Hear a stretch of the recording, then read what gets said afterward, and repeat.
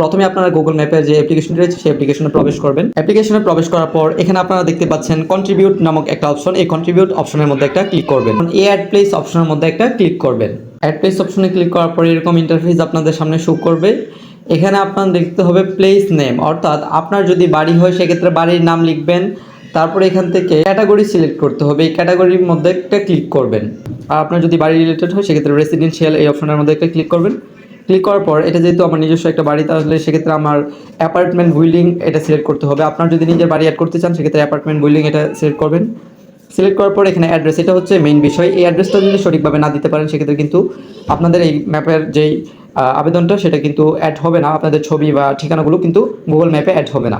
তো এটা দেওয়ার সময় এই যে এখানে দেখতে পাচ্ছেন একটা আইকন, এই আইকনটার মধ্যে একটা ক্লিক করবেন।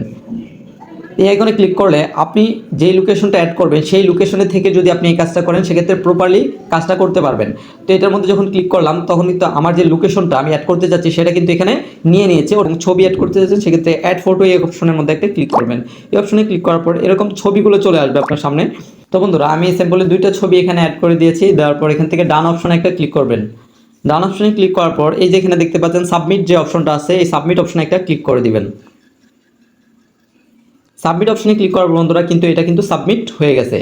এখন তারা রিভিউতে রাখবে, রিভিউতে রেখে দেখবে সব কিছু যদি ঠিক থাকে তাহলে আপনাকে ইমেইলের মধ্যে একটা মেসেজ পাঠাবে, এবং আপনি যদি 3-4 দিন পরে কিংবা সপ্তাহখানিক পরে ঢোকেন তখন আপনি দেখতে পাবেন যে গুগল ম্যাপের মধ্যে কিন্তু আপনার লোকেশনটা অ্যাড হয়ে গেছে, আপনার বাড়ি কিংবা অফিসের যে ঠিকানা এবং ছবিগুলো এগুলো কিন্তু অ্যাড হয়ে গেছে।